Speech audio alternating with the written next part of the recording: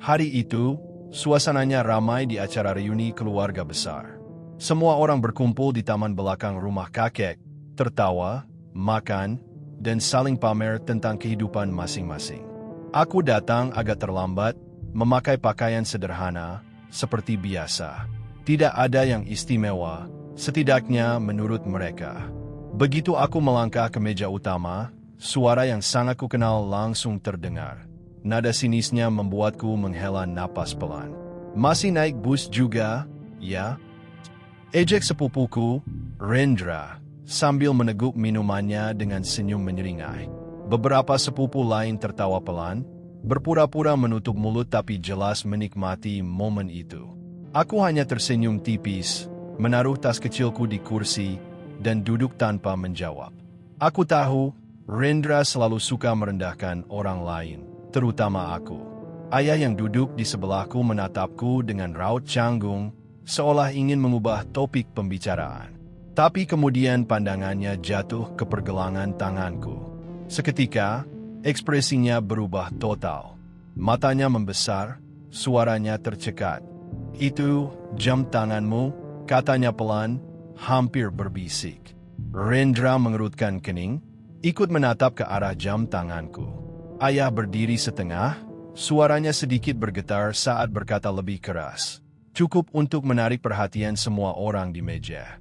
Itu edisi terbatas, senilai $2 juta, suasana langsung hening. Hanya terdengar suara jangkrik di kejauhan dan angin malam yang berhembus pelan. Semua mata tertuju padaku. Rendra menelan ludah, ekspresinya berubah dari sombong menjadi bingung. Aku menatap jam itu sebentar, lalu tersenyum santai. Ini, ujarku sambil mengangkat pergelangan tangan.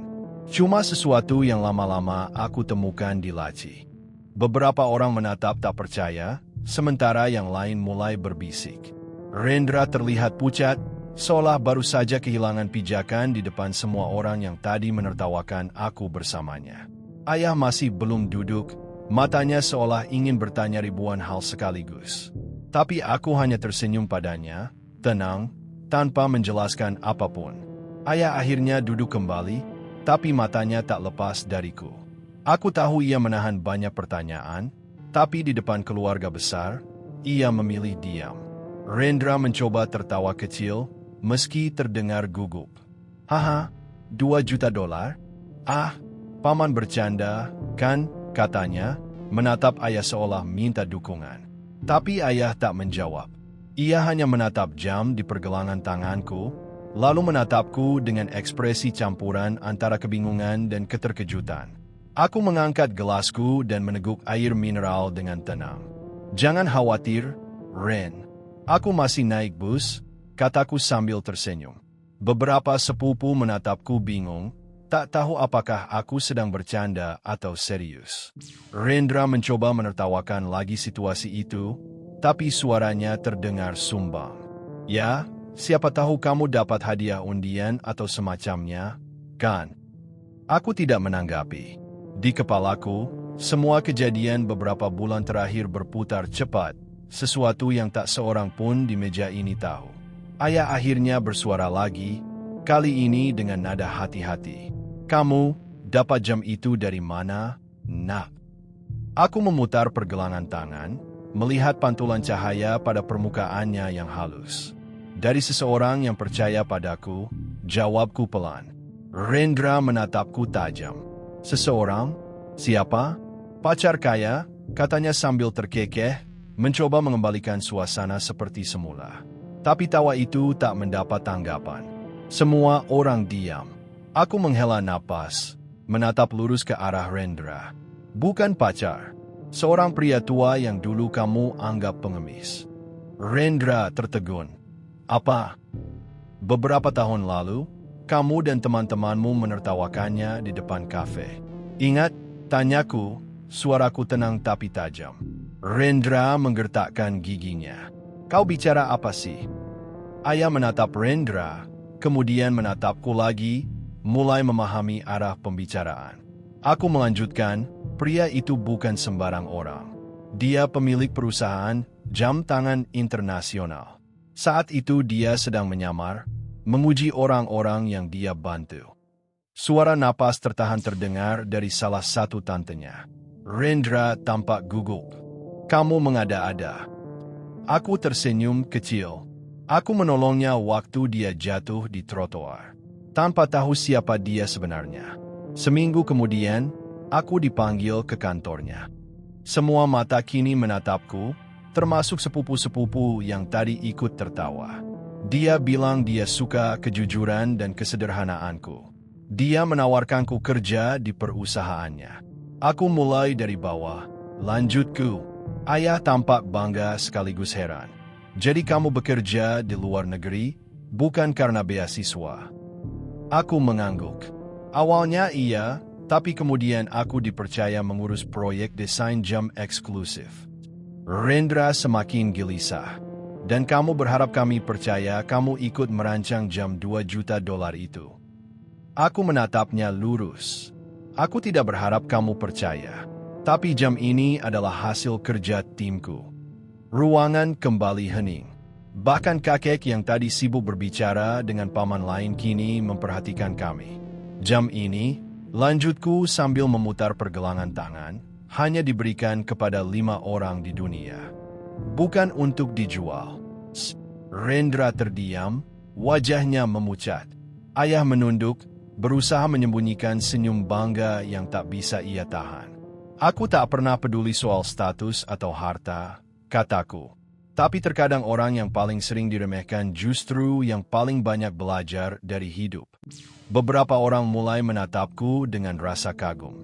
Rendra bangkit dari kursi. Kamu pikir kamu hebat sekarang? Katanya, nadanya mulai meninggi. Aku tetap duduk, tenang. Aku tidak hebat. Aku hanya berhenti peduli dengan pendapat orang yang tidak mengenalku. Ayah menepuk pundakku pelan, memberi isyarat untuk tidak memperpanjang. Tapi suasana sudah terlanjur panas. Dulu kamu datang ke pesta keluarga hanya untuk makan gratis. Rendra menyindir lagi. Aku berdiri perlahan. Ya, dan aku bersyukur, karena itu mengajarkanku arti kerja keras. Tatapan semua orang kini berpindah ke Rendra.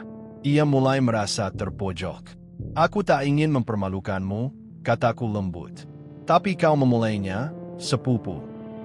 Rendra mendengus, lalu mengambil minuman dan meneguknya dengan kasar. Kakek tiba-tiba bersuara. Cukup, katanya tegas.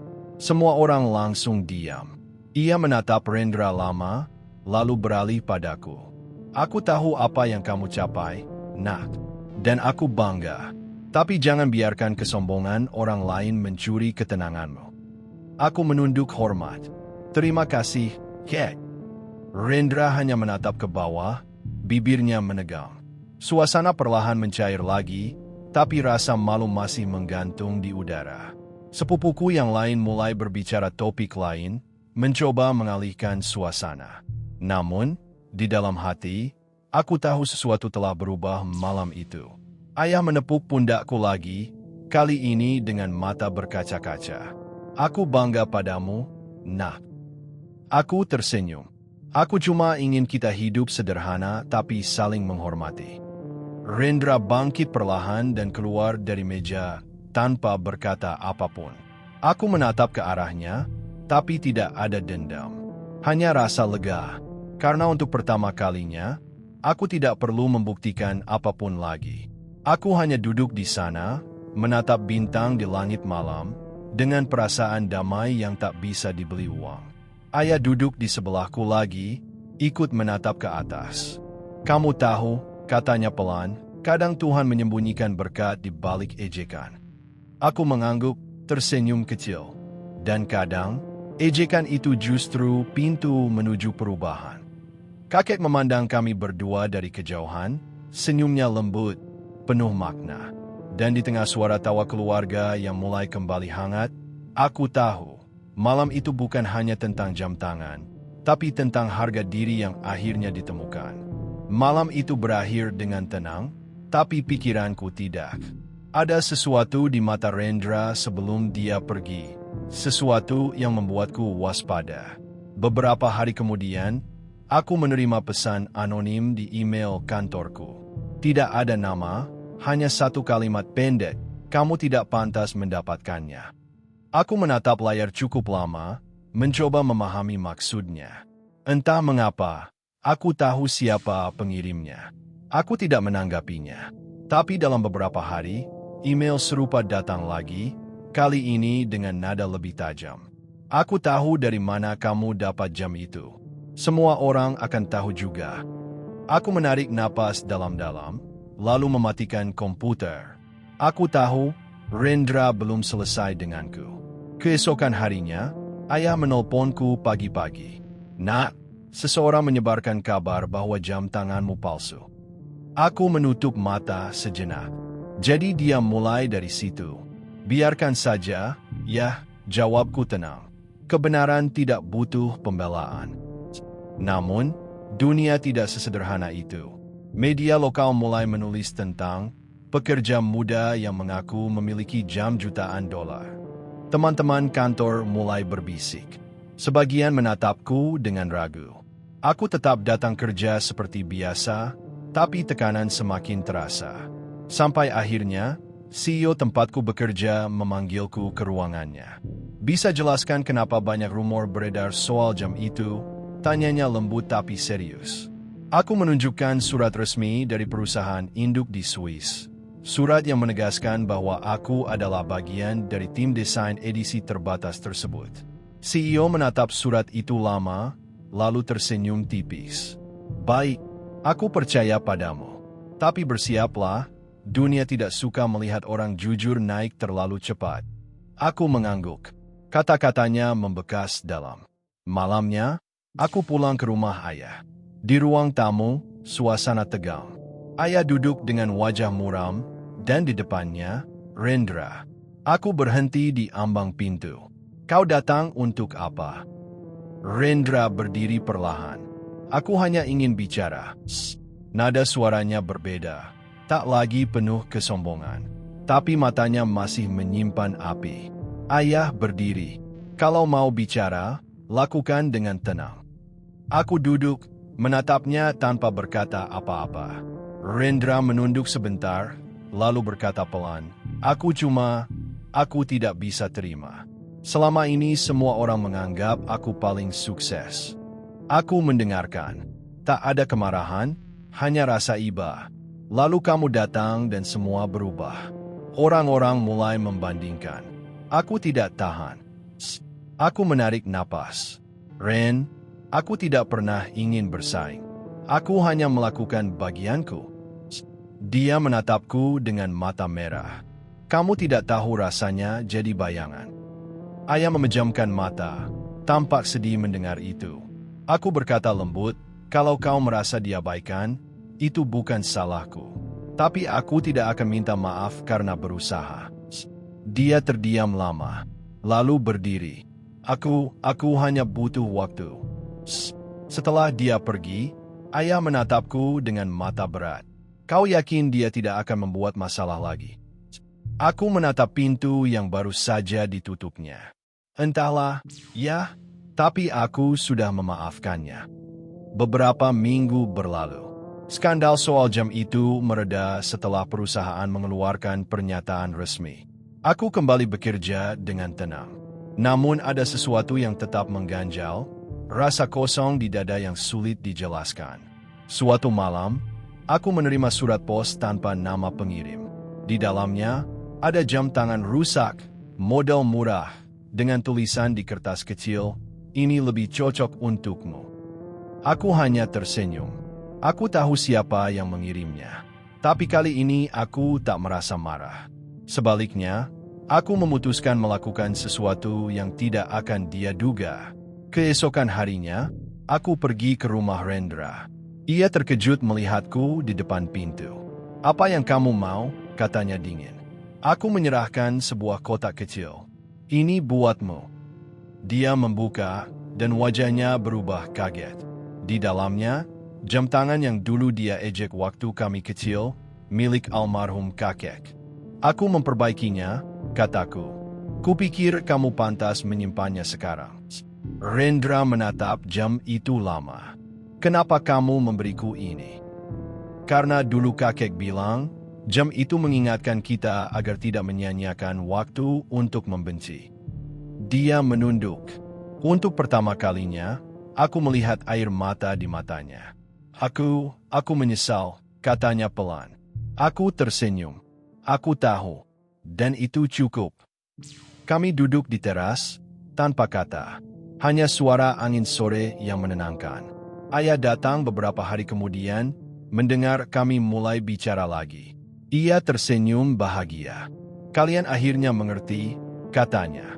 Keluarga bukan tentang siapa yang lebih tinggi, tapi siapa yang tetap ada saat semuanya runtuh. Aku dan Rendra saling menatap, lalu mengangguk. Setelah itu, hubungan kami perlahan membaik. Tidak sempurna, tapi jujur. Kami bahkan mulai bekerja sama dalam proyek sosial, membangun program pelatihan untuk anak-anak muda dari keluarga miskin. Ironis, pikirku, dua sepupu yang dulu saling ejek, kini berjuang membantu orang lain bangkit. Setiap kali aku melihat jam di pergelangan tanganku, aku teringat perjalanan panjang ini, dari penghinaan, kesalahpahaman, hingga pengampunan. Rendra kadang masih menatap jam itu dengan kagum, tapi kini tanpa iri. $2 juta, ya, katanya sambil tertawa ringan suatu hari. Aku tersenyum. Nilainya bukan di uangnya, tapi di waktu yang kubayar untuk sampai ke sini. Dia mengangguk pelan. Kamu benar.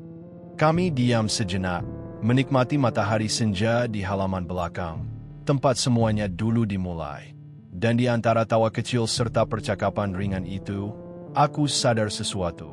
Kadang, kemenangan sejati bukan saat kita dipuji, tapi saat kita berhasil memaafkan. Beberapa bulan berlalu sejak malam itu. Hidupku terasa lebih tenang, tapi tak sepenuhnya biasa. Ada sesuatu yang mulai berubah di dalam keluarga kami. Ayah tampak sering termenung. Kadang, aku melihatnya duduk di beranda sendirian, menatap foto lama kakek dengan wajah murung. Suatu malam, aku menghampirinya. Ada yang ayah pikirkan? Tanyaku lembut. Dia menghela napas panjang. Kakek meninggalkan sesuatu untuk kalian berdua. Tapi aku belum berani memberitahukan. Aku terdiam, menatap wajahnya yang tampak lebih tua dari terakhir kali kulihat. Dulu sebelum beliau meninggal, lanjut ayah, dia menulis surat wasiat. Tapi dia meminta agar surat itu baru dibuka ketika kalian berdua sudah berdamai. Aku tertegun. Dan sekarang, ayah menatapku. Sekarang waktunya. Keesokan paginya, kami berkumpul di ruang tamu lama rumah kakek. Aku, Rendra, dan ayah. Di atas meja, ada amplop coklat tebal dengan tulisan tangan kakek yang khas. Ayah membuka perlahan, dan mulai membaca dengan suara serak. Dalam surat itu, kakek menulis tentang dua hal yang selalu ia khawatirkan.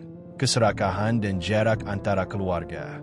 Jika kalian membaca ini, tulisnya, berarti kalian sudah belajar bahwa harga diri tidak bisa dibeli dan cinta tidak bisa dipaksa.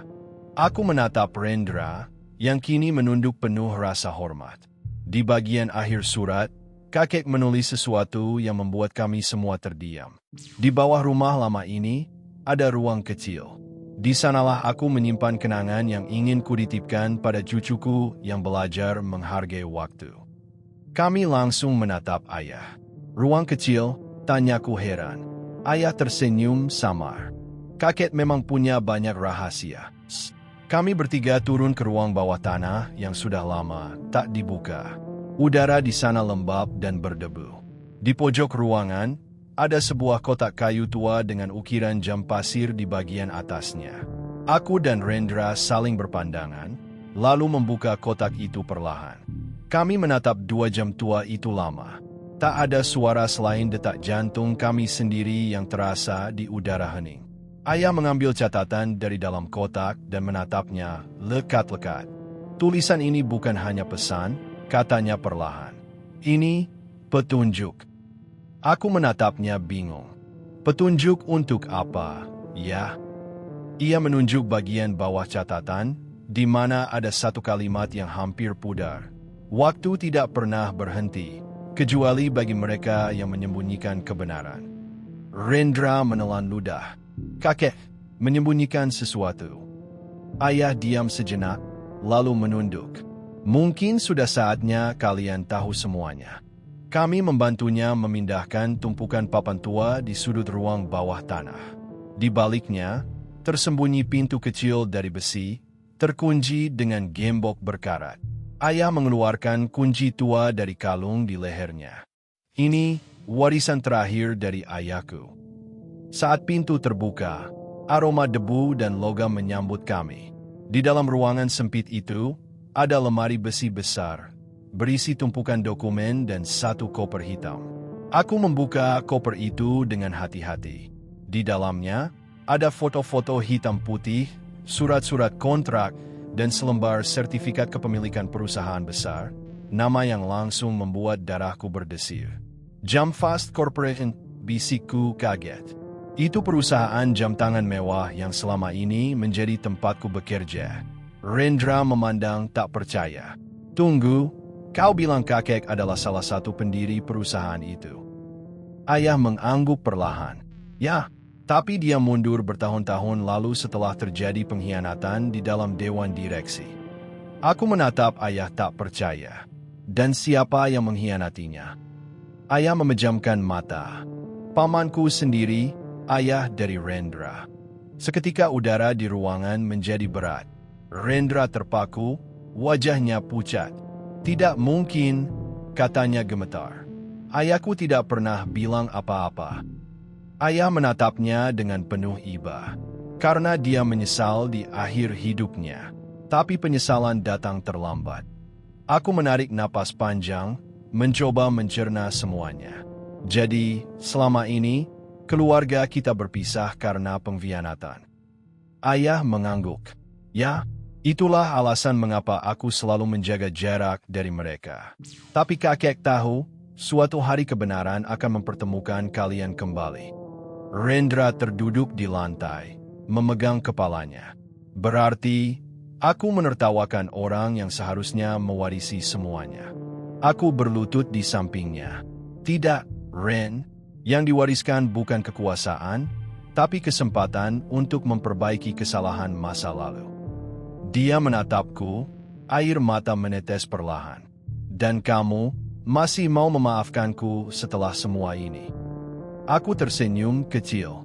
Kalau kakek bisa memaafkan pengkhianatan, masa aku tidak bisa memaafkan ejekan? Ayah menatap kami berdua, lalu tersenyum lega. Inilah yang kakek inginkan. Dua cucu yang akhirnya memahami arti waktu dan warisan sejati. Kami bertiga keluar dari ruang bawah tanah, membawa kotak itu bersama-sama. Tapi saat kami naik, kami mendengar sesuatu, titik-titik halus dari salah satu jam tua itu. Jarumnya mulai bergerak, padahal tak ada baterai di dalamnya. Kami saling menatap heran.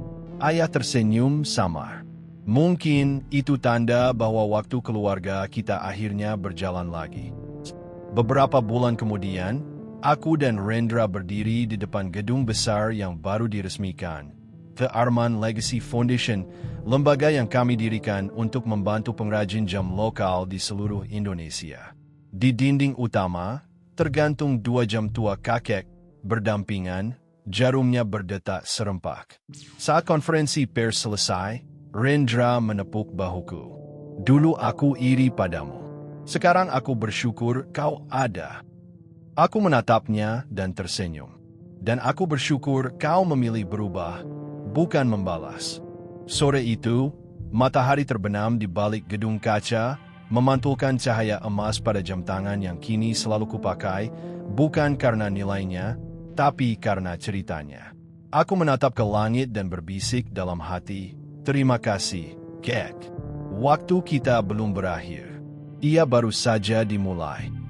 Dan di antara detak jam yang tak pernah berhenti, aku sadar, pengampunan adalah satu-satunya cara membuat waktu berjalan ke arah yang benar. Terima kasih sudah mendengarkan cerita ini.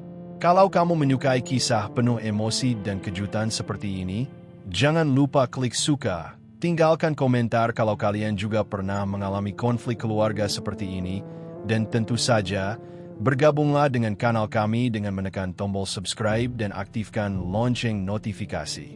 Karena masih banyak drama keluarga menggetarkan hati yang akan kami bagikan untuk kalian.